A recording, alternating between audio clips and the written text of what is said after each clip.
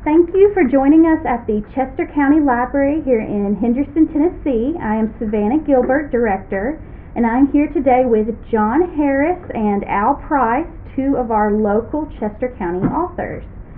So, John and Al, could y'all please tell us a little bit about yourselves and a little bit of information that relates to your newest book that you're here to talk about? You want to go first, Al? Yes, I will. First of all, I want to thank you for having us on this occasion in order for us to let people know about the books that we have written. And I really am honored to be here, and thanks for your effort there. I really didn't think about publishing a book until after I retired. And what I was doing was conducting workshops for seniors on the importance of writing your life story and preserving it for your family and your posterity. And at some point I decided, well, why don't I do that? And so I started thinking about that and thinking about my life story and the fact that my growing up years involved exposure to 5 major social movements that affected everyone in the country, as well as my family in rural Mississippi. And that included the Great Depression, even though I didn't live through the Great Depression, but my parents made me think that I did, because we had to watch how we spent every single penny. World War II, the Civil Rights Movement, the Southern Labor Movement, and also the advent of the rock and roll revolution in music. And so I thought about the fact that my experiences and my exposure to all of those kinds of movements would be of interest to other people. And also my professional training in sociology, gerontology, mental health, ethnicity, socioeconomic class, all of those kinds of disciplines I thought would help me in writing this story. And it certainly did. Very nice. Okay. And I want to thank you also for the effort that you put in putting this together for us, and for you inviting me to be here this morning. I've always been an avid reader. I was in elementary school. I read as much as I could, and I attempted to write my first novel at age 12, and it ended up being more like a long short story. But I still have it. It's hidden away in the trunk somewhere. But I didn't really get interested in I guess, and have the time to really write until about 15 years ago, once I retired. And but it's my opinion that in order to be a good writer, you first have to be a good reader. And that means reading from all disciplines, not just like if you're going to write novels, you don't just read novels, you read all kinds of books to learn things. And by reading all those different books, you come up with ideas, and you see what works and what doesn't work, and so forth. So, how many of us have ever read a book, say a novel, and after you got through reading it, you said, I could have done that, I could have written that, or sometimes maybe I could have written that even better. And then there's those books where they're so good, you say, why didn't I write that? So those are some of the things that when I read, I said I think I could do that. And then too, when I was younger, I never had enough time to read all I wanted to read, so I always had a stack of books waiting to be read. And I said, when I retire, I'm going to catch up on those books. And I have, in retirement, that was one of the pleasures of retirement, is to be able to read as much as I wanted. But the downside to that is that I ended up reading most of the books I wanted to read, so I'm looking for new books to read. And it's hard to find new books that hit all of your interests. So,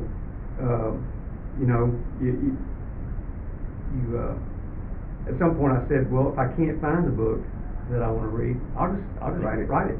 So those are some of my motivations for writing.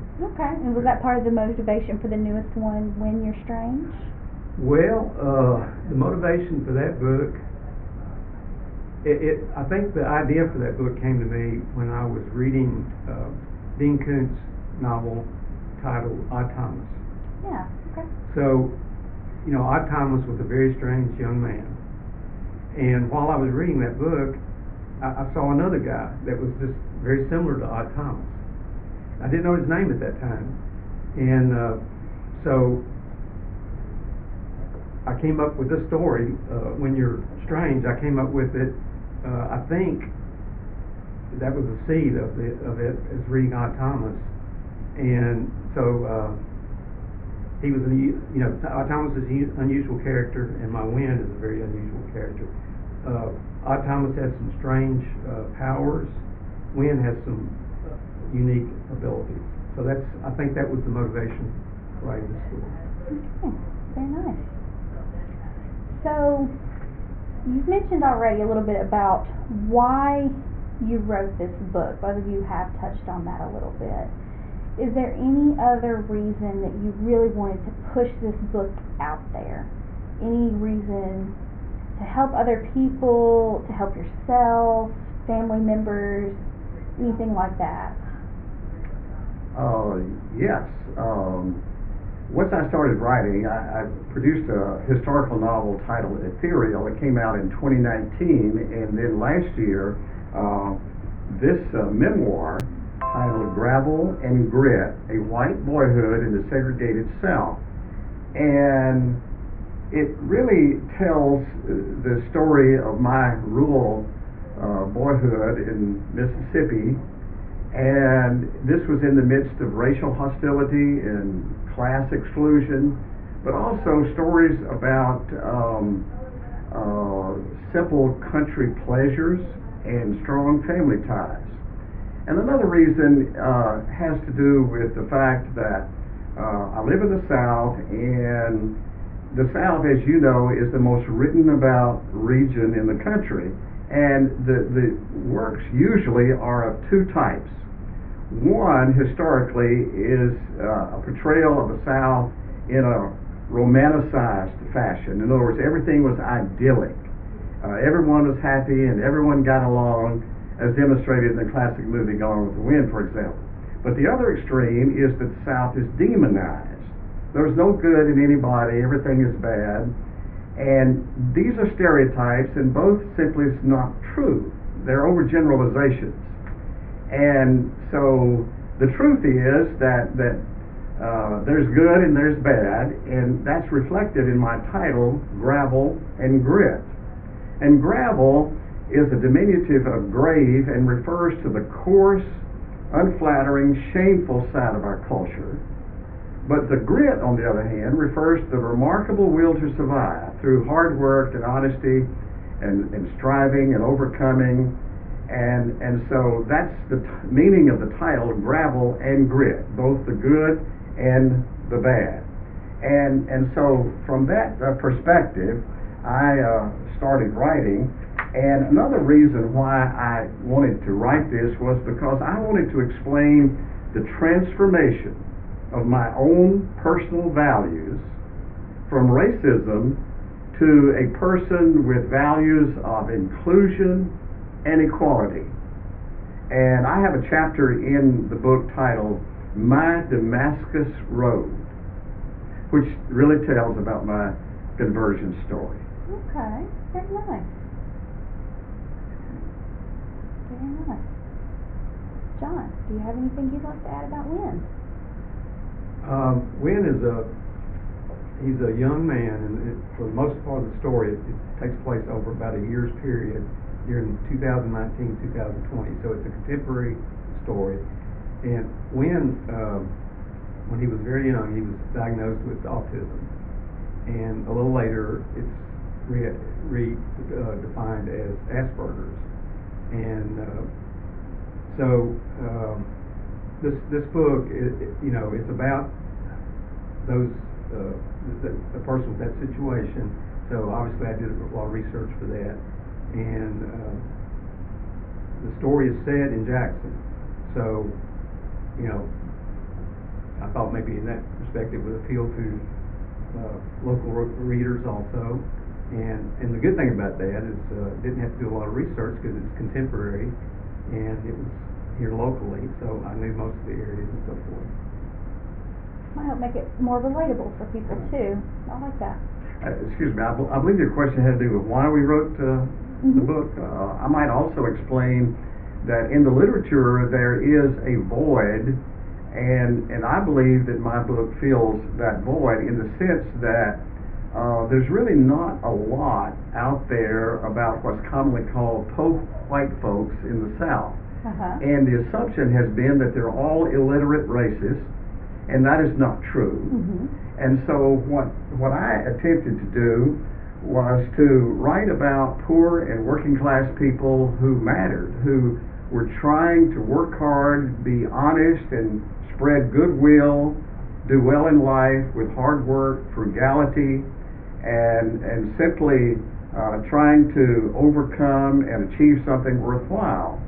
And also in hopes that they might one day be able to move upward or experience what we call in sociology upward social mobility into the working class and maybe even into the middle class. So I wanted to cover that part in order to fill that void, to let people know that there were people during that time who were good and honest and sincere and loving and caring. Give a little hope, maybe. too. Absolutely. I like that. That's wonderful.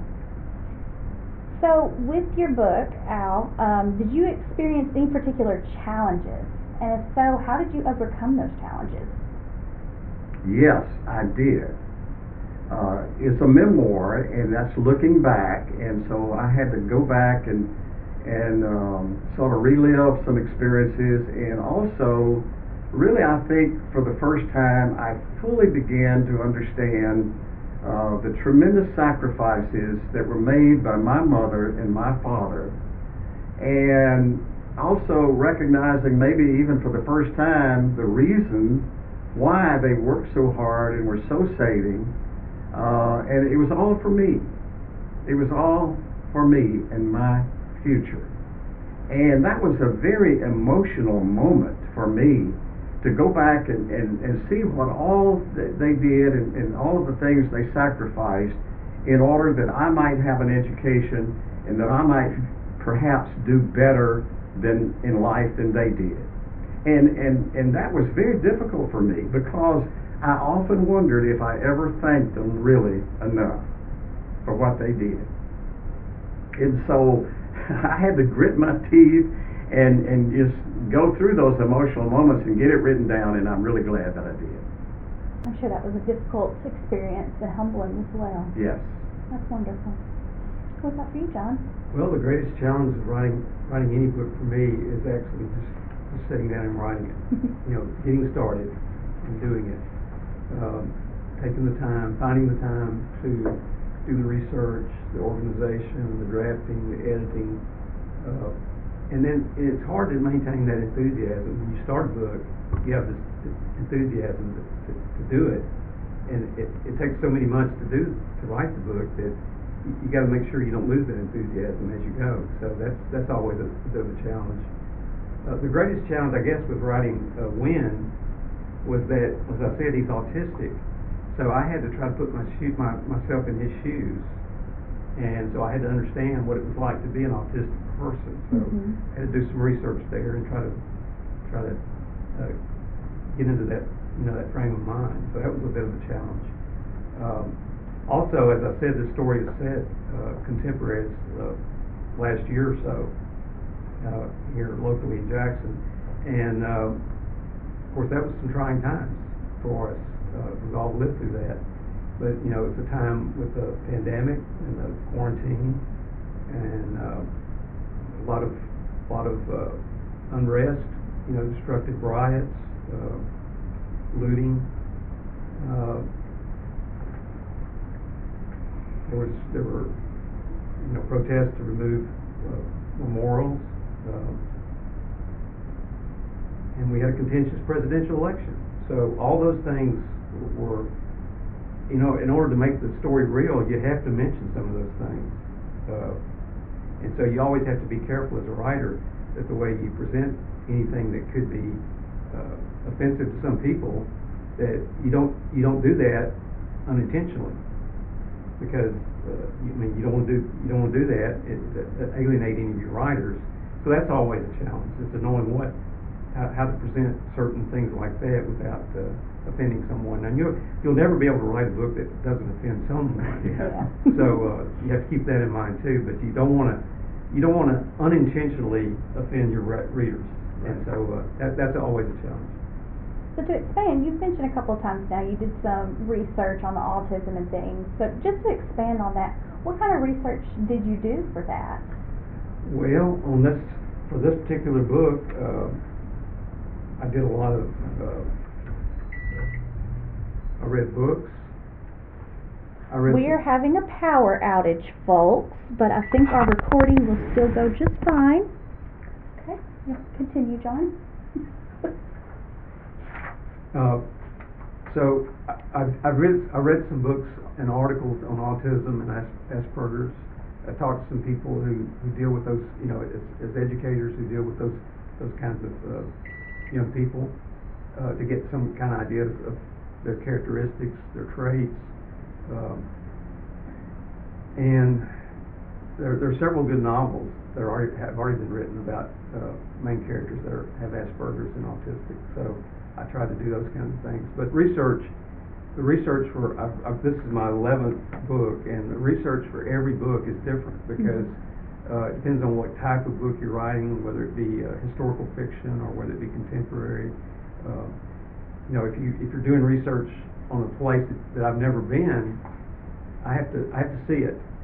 So if I haven't been there, I have to go to Google Maps and look at the streets, or go on the internet, look for pictures of those cities, attractions in those cities, see what those cities look like. So it really depends on the type of book you're writing as to what kind of research you're going to do. I've never tried science fiction, but I would think that would probably be the most difficult to do research for. I can imagine like Jurassic Park, trying to do the research for that. But and again, like I said, this one was easy in the respect of the geography because it was Jackson and it was contemporary. So, but if you're writing historical fiction, the one I'm working on now is set 200 years ago in Europe. So, that obviously requires a whole different set of research methods. Yeah. Sorry to throw that question at you. It Sorry. just kind of popped in my mind when you mentioned that a couple of times. I wanted to add that out in there. So I wanted to ask both of you, are there any authors who have inspired you? So I'll start with you, Al. Oh, okay. We're going back to the schedule here. I know, I broke away from it for a minute. I would like to say something about the research at some feel point. free to. Can I do that now? You can go ahead for Al. Sure. Well, my writings contain a lot of quotations from classical literature, poetry, famous speeches, old gospel songs, scripture, and so if you're going to use all of those, you've got to document the source. Yeah. So that requires a good bit of research in order to put that into your bibliography. And I might also mention something else, because I was trying to recall events back in my childhood, and so in order for me to understand what life was like back then, I felt like I needed to go back and interview some people. And about my same age, or maybe a little older, and so I found 7 African Americans in my county, Yalobusha County, Mississippi, and who were in my age range. And once they decided who I was and what I was about, and that I was not there to hurt them in any way, they opened up and told me amazing stories about the same period of time. And when I was growing up, I was oblivious to all of these other things that went on in the black community, and what was happening to them and their feelings about what was going on. And so that was rich. That was something that I took a lot of notes on and incorporated it in Gravel and Grit under right at the end, under the postscript, and it's titled Redeeming the Past, because it was very cathartic for me to go back in time and to fully grasp and understand what was going on in their minds, because so many people today just assume and ascribe to them feelings that may or may not be true, and so you go to the source, you go to the individual people and let them express these thoughts to you, and that's really the scientific way of really getting an accurate description of what was going on during those days. And so I'm really glad that I did that and incorporated that in the book. The current question is... what are some of the authors who inspired you? Oh, okay. I'll be glad to address that. Some unlikely people. When I was growing up as a child, in the Coffeyville Courier, a weekly newspaper in my hometown, they started running coon hunting stories written by a local common blacksmith named George Smith. And he was a colorful writer. No outstanding educational background or training in writing or anything, but everyone was so eager to read his articles, and they had a profound effect on me because he would mix in his writing about coon hunting with scripture and old gospel songs, and he would say things like, "Old gray face topped that hill a singing, I must be traveling on." And I thought that was so cool for him to incorporate all of this imagery with a simple coon hunting story. Yeah. And so that impressed me, and I also noticed later on that black civil rights leaders, many of whom were preachers, incorporated the imagery of justice and equality with biblical phrases and expressions. And I thought that was cool as well. And so I must say that it has affected the way that I write in both the novel as well as the memoir in using those quotations. So that's something that I've attempted to do. Very nice. John? For me, I think my first writer who really grabbed me was Mark Twain. I think I remember, Adventures of Huckleberry Finn. That was my first really memorable book.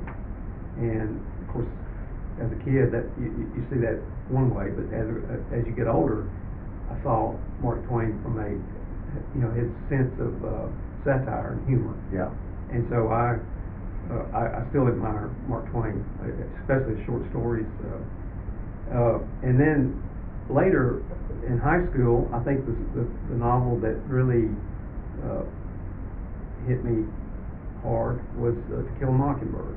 Mm-hmm. And I can't say that Harper Lee was an inspiration because she was a one-hit wonder kind of thing, but that book was very inspiring. So I guess in a roundabout way, she was inspiring. And more contemporarily, the two that I can think of right now is John D. MacDonald, and of course John Grisham. And I think I have to admit that part of my attraction to John Grisham is the fact that he grew up in South Haven, Mississippi, South Memphis, so he's kind of a homeboy. Yeah. Mm-hmm. So I have to like him for that, but I do like most of his books. And his background on how he started in writing and publishing, you just have to love it, the way he was selling his books out of the trunk of his car at the flea market in Memphis, So that's a great story in my mind. And then John D. MacDonald, most people probably don't know him, but he wrote a series of thrillers back in the 60s and 70s that I got hooked on. Travis McGee was the main character, and if no other reason, I like John D. MacDonald because he's got the right name, John D. John D. Harris. Yeah. Very nice. All right. Let me go back just for a minute, if I may. I've written some examples of the kind of writing that incorporates all of these different sources. And just briefly, here's one that I wrote concerning an excerpt concerning my dad. To him, lashing seas leaped everywhere about him. He always felt like Jacob of old, who said, "All things are against me." And here's another little sentence. Every night, all the kids listened intently for the Glory Land Express, the sound of that train coming into town. And concerning a cemetery, As one stood there in the midst of the stones, you realized that you were looking at a solemn prophecy of your own ultimate destiny. It was like being in the somber silence and serenity of a sacred sanctuary. Now, there's some people that would say, well, that's alliteration on steroids. I say, that is beautiful. I agree with you. So I did accidentally skip a question. I'm terrible at that, I know. Now I know, Al, you've kind of told us a little bit about how you came up with that title for your book. Do you want to add anything to what you've already given us for that?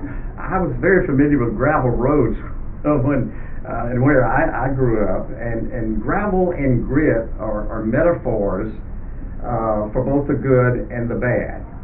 And as I stated, gravel refers to the unflattering aspects of culture, the grit, the remarkable will to survive, and we had both in our community, and so it sort of evolved over time as I thought about those gravel roads, and also gravel is a diminutive of grave, something very very serious. So it just sort of gradually came to life, and I said, hey, that's my title right there. I like the alliteration, gravel and grit, and also the meaning of those words. Very nice. John, how did your title come about? Well, as I mentioned earlier, Wynn is an unusual boy, a young man, and the idea may have come from Thomas, the fact that he was an odd character. So I knew that my main character was going to be a young man who had an unusual character. And I think it just hit me somewhere fairly soon.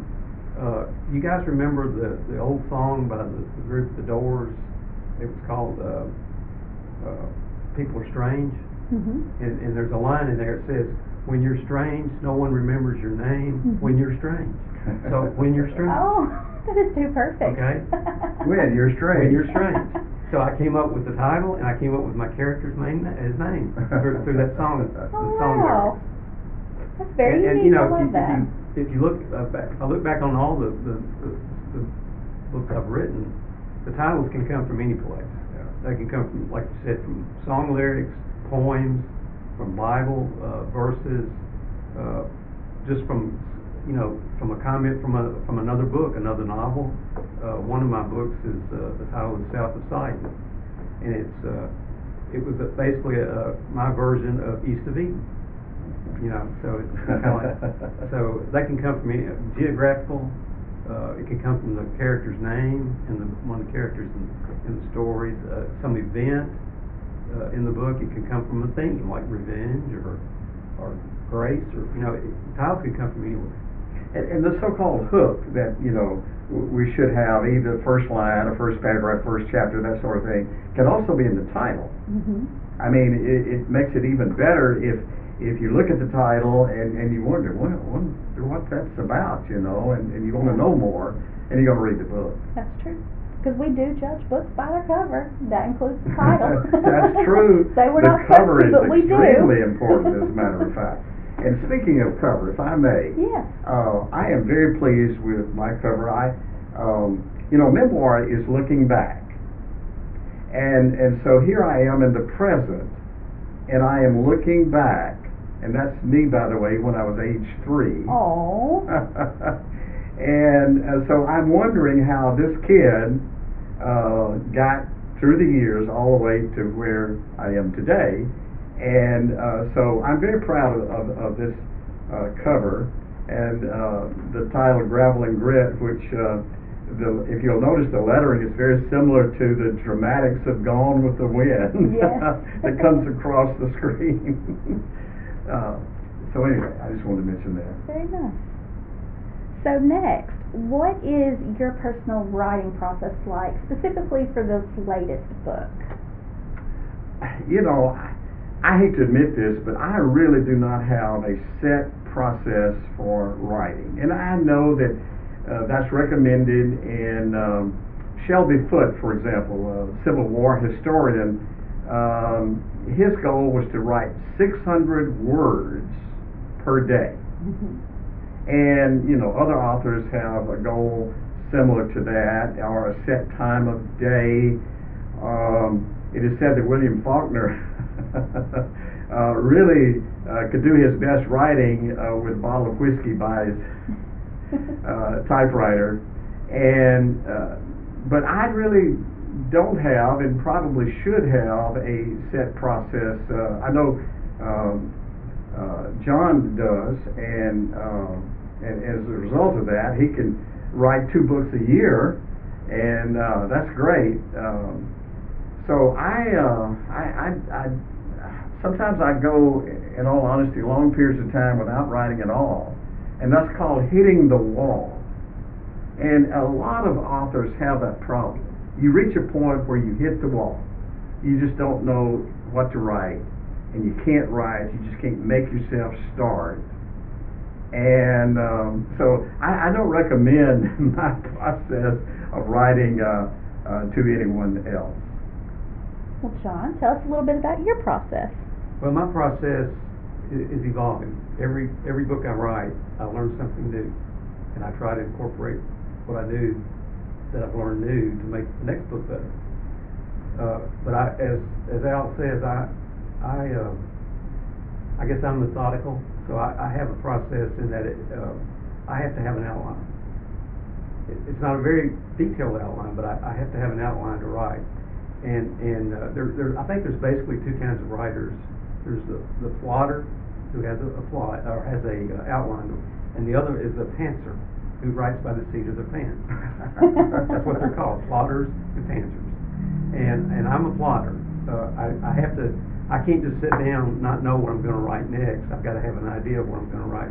And my process is evolving, and I think there's basically 12 steps in my basic 12 steps. I'm not going to go through all those 12 steps because it would take too long. But I think the first step is all of my stories either begin with an interesting or an unusual event, and it may come from a newspaper article, it can be from something I see, or it could be another book I've read, and I get an idea from that book. But the concept of the story has to either come from an interesting idea, which that kind of gets into your plot, or from an interesting character. An unusual or interesting character. In this case, this story started with character. But so many of my stories start with plot. So if you start with plot, that means you have an idea kind of what the story is going to be about, and then you have to find an interesting character to make that plot happen. Whereas if you start with an interesting character, you kind of know what the character is, so you got to give them an interesting plot in order to move around in the story. Mm-hmm. So that's to me that's step one is figuring out what that interesting plot is, concept, or character. And like I say, there's like 12 steps, and one of the unusual things maybe about me is I have to know how the story's going to end before I can start writing the first words. Really? And so I have to know the ending, and that doesn't mean that the ending doesn't change as I write. It always changes, but I have to have something to get me started to kind of see where I'm headed. It's kind of like taking a trip. If I don't know where I'm headed, toward the end, I just kind of go all over the place and never get there. And that's the reason I think some people take so long to write a story and they never finish the story because they can't see the end, and they're maybe the pantsers where they have to just write as they go. But I know some people do a very good job with that. I just can't do it that way. But there's, it's the last 3 of my 12 steps are all to do with editing. The other thing that I'm old school, so I write a first draft handwritten, and then when I convert that handwritten copy into type, I do it on a word processor, not the computer, because it's just a word processor. That way I'm not distracted by the internet or anything like that. And so in going from my handwritten notes draft into the word processor, I make a few corrections as I go there, but I try not to do too much editing as I go. because that's where you take, that's what takes the time is the editing. So handwritten first draft, put that type it into the word processor. That's my second draft with a few minor changes as I go, and then I download that into a computer. And only once I've got the whole thing typed in and into the computer, into the Word file, do I start doing editing. So that kind of keeps me from wanting to do editing as I go, which just takes all kinds of time. And if you do it that way, as Al said, you can write 600 words a day. Mm-hmm. It's easy to do it if you don't try to edit as you go. Yeah, very nice. Thank you for sharing that with us. So, I have two different questions for you. So, John, you have written some YA, and you've also written some adult. How is the writing different for those two age groups? Okay, so yeah, I've written 3 young adult stories, and then pretty much all the other 7, 8 are adult stories, or for adult readers. And I guess the first thing is what's the definition of young adult versus adult. Young adult, it varies a little bit where you look for the definition, but basically, in my mind, young adult are teenagers up through years 19, and maybe you could say even in the 20, but basically it's the teenage years. That's what I consider young adult. Mm-hmm. And I got interested in writing some young adult when I was teaching. I would talk to some of my students about what they were reading, and I'd tell them some of the things I was writing, and they asked if I had anything that they could read, and at the beginning, I didn't have a whole lot of stuff that was suitable for young adults to read. So there was a period there where I wrote 3 young adult books in a row, for mostly for my students at the time. But yes, it is different writing for young adults. I learned that very quickly. First off, teens use abbreviated dialogue, so they talk in like OMG. Things like that, and they're using, they're tweeting and so forth with 30 characters or less.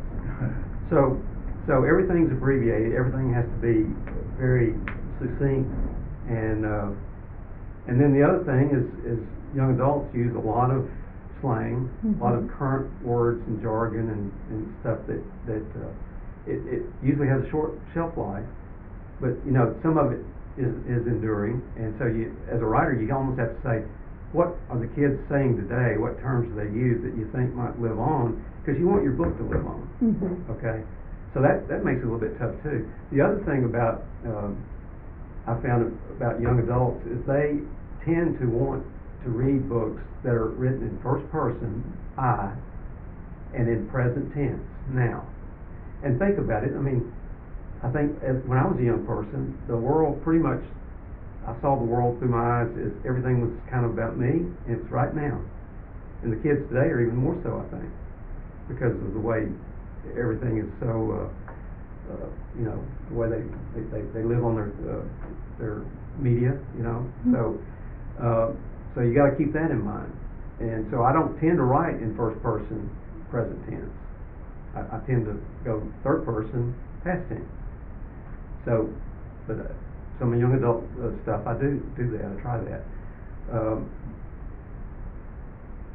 I think the other thing about young adults is their readers. As a reader, they feel like, I think most adults talk down to them, and they preach to them. Their parents, their teachers, whatever. So when they read, they do not want to be talked down to. They don't want to be preached to. So yeah, I think as a writer, you have to be aware of that. You don't do something along those lines. Mm-hmm. And so for Al, yours is a biography memoir style, but you also have the one that is it historical fiction. Is that correct? Yes. How is the writing process different for those two for you? Was it different? Oh, absolutely. Yes. You mentioned the historical novel published about 2 to 3 years ago, and it's titled Ethereal. And the 3 main characters are around 17 years of age. And so consequently, and by the way, the setting of the story is around 1983. So I had to make sure that I understood, as John mentioned, the jargon of teenagers in 1983 to be really accurate, and what were the dominant values, and whether or not my characters accepted those values, or whether they were more thoughtful and developed their own, and also what was going on in the culture around them historically during that time. What were the dominant values of the larger culture, and also historical events. I was able to incorporate those into the story, and so the background of ethereal, especially when it refers to events, actually happened. And so my story is in keeping with what was actually going on. And so that required a good bit of research to make sure that, as John said, you need to know the buzzwords and the values and the language of those within that particular framework. So that did require some special research in order to get that right. Yeah, very nice. So I'm going to kind of combine our next two questions. One, how long did it take approximately for you to write your book, and what was your publishing process like? I'll start with you, Al. Well, the answer to the first question is very short, around 10 years, off and on for 10 years. I didn't write continuously, but I mentioned, hitting the wall occasionally and going long periods of time without writing anything. But over a period of about 10 years, and in retrospect now, I'm sort of glad that I did, because in those 10 years, I was able to come up with ideas and stories that I did not originally have. And so I think the book overall is better as a result of me taking that amount of time in order to produce it. And you mentioned the publishing process. In a word, a nightmare. Okay.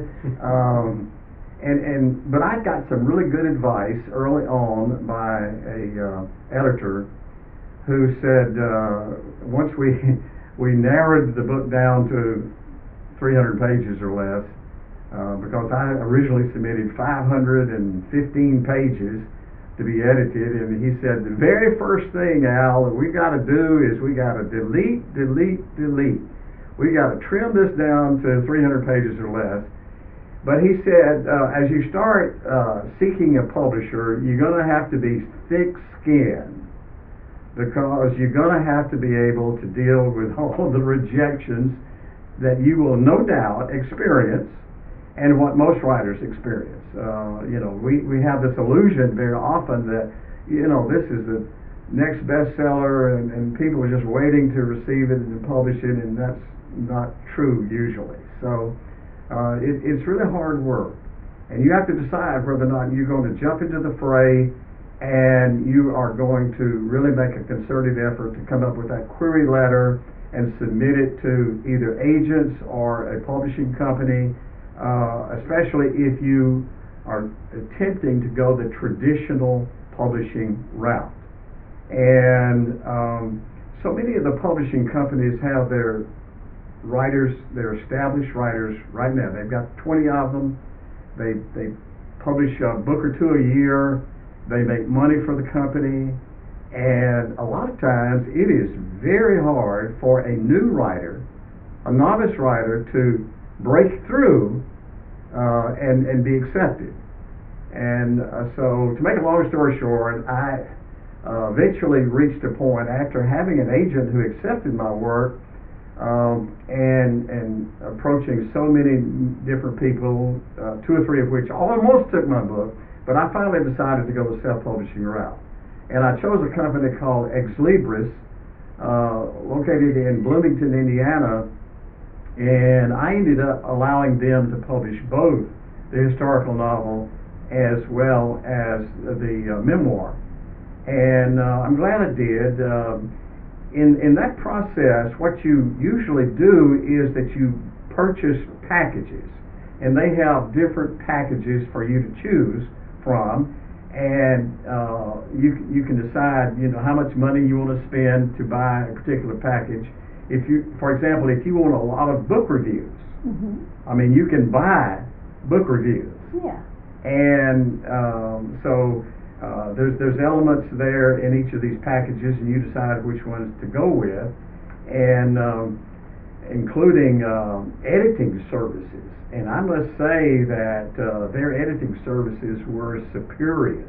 I mean, they took every paragraph, every line, every word, and looked at it. And that really was a great benefit to me. And so it was still left up to me as the author to accept their suggestive edits or not. Mm-hmm. So I really was very pleased with that. On the other hand, and I think John would concur with this, it depends on how much money you spend in the self-publishing process, but for the most part, it's unlikely that you will recoup the amount of money that you've invested in the book. On the other hand,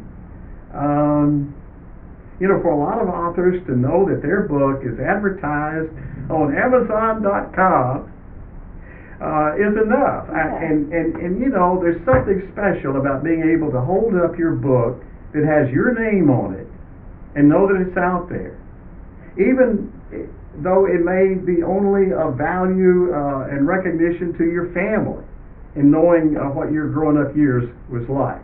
I mean, that gives tremendous satisfaction. Yeah.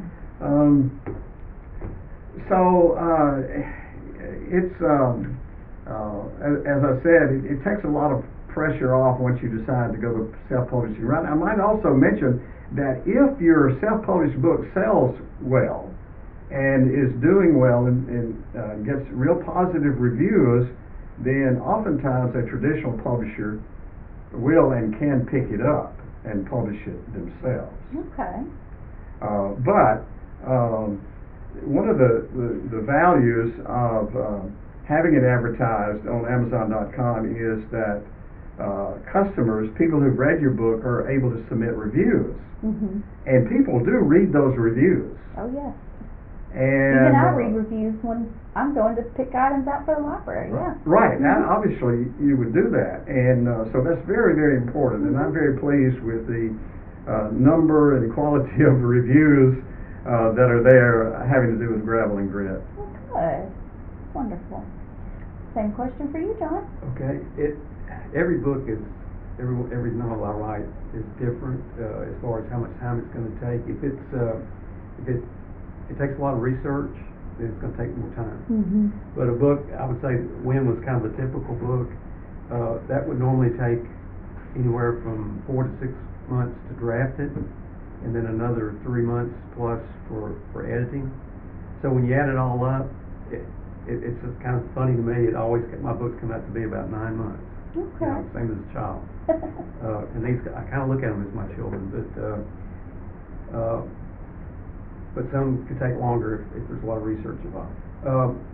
As far as publishing, I've self-published all of my books, and most of them have been published on Amazon Kindle, and that's a fairly quick process. I do a lot of the work myself. You can pay for services to get stuff done, but it's why I try to format everything myself, and I hire local artists to do my covers, so that speeds the process up. So from the time that I have a complete manuscript, edited manuscript, that I feel like is ready for the world to see, from that time to convert that into the format, to get it into the size, you have to format it for the size, if that's the size book you want, to format it and download that to Amazon Kindle, and for them to look it over, approve it, get your cover downloaded, and for them to approve that, and for them to get it up and for sale on their site. You're looking at just a matter of a few weeks. Mm-hmm. So that's the good part, is that if you do self-publish like that, the more control you have, the more you can control the timing. Whereas if you go with some self-publishing, like he's talking about, like Al just mentioned, you have to get in line for their schedules, so you've lost a little bit of control there. Now, if you go the conventional publishing process, that before Amazon and print-on-demand books that we have now that available today. If you went through the normal publishing process, going with an agent and going with a publisher in New York City to publish, first off, it's very difficult, as you said, to get them to accept your work. But even after it's accepted, that might take a year, to back and forth until you get all the things changed they want to see changed. And then you've got to get in their queue for their publishing process. So the normal, from what I gather, is about 2 years. Oh, wow. Or longer. Mm-hmm. So if you're impatient and you like to see your book out quicker, then self-publish it. I say self-publish it, and as Al says, if it's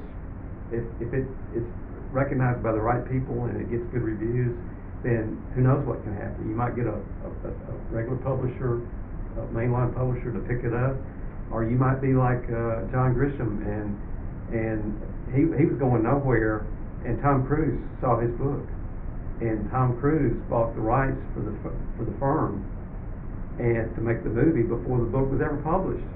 So that's the kind of story we can all hope for, is that somebody important, somebody in the right position will maybe see your self-published book and make it their project. Wonderful. So our last question for this session, and again, I thank y'all both so much for coming out and doing this for us today. What is the number one piece of advice you would have for an aspiring writer? I would suggest, if possible, and something I regret not doing, is taking a college course in creative writing. That's what I missed along the way, and I think that a lot of colleges offer that, and on their online courses. And I would recommend creative writing courses.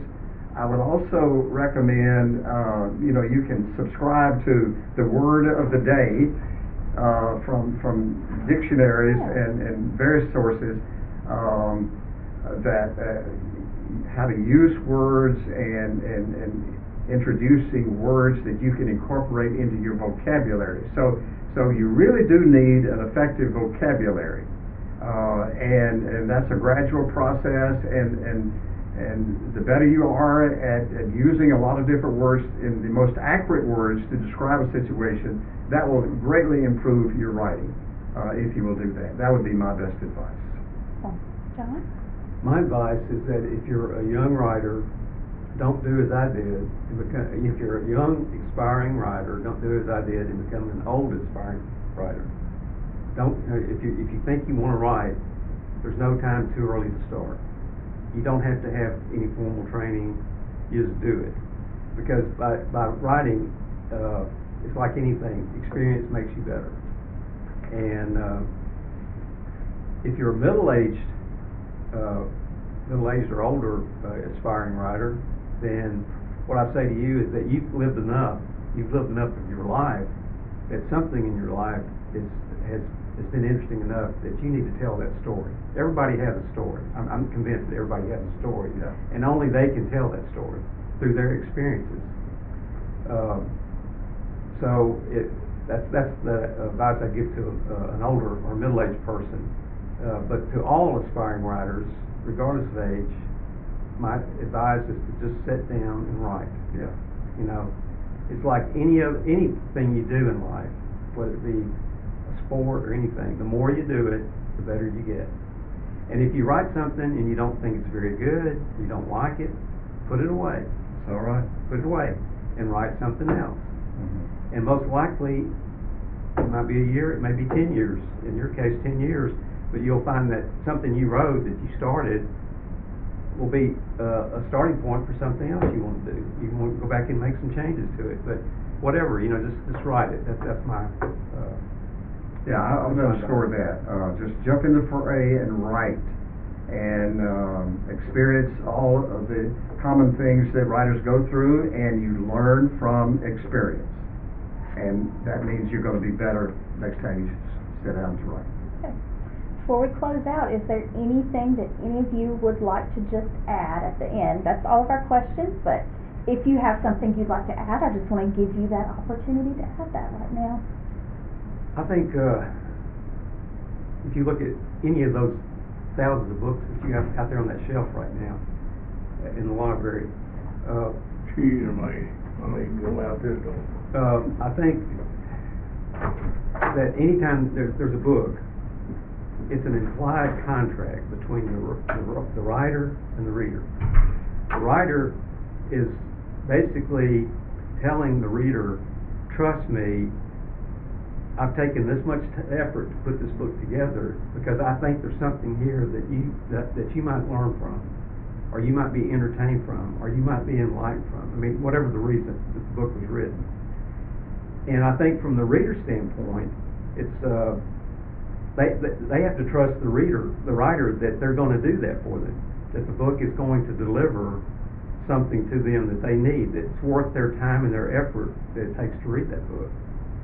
So I think that's true for any book, and so I would hope that anybody that reads one of my books, that they will, when they turn that last page, that they will conclude that their trust was well founded and well rewarded. There are people who are scouring the book markets looking for good material, and especially, for example, if you write a novel that's really well written and really dramatic and interesting, it may very well be discovered by people who are looking for content. Someone who could write a movie script and present it as a possible movie.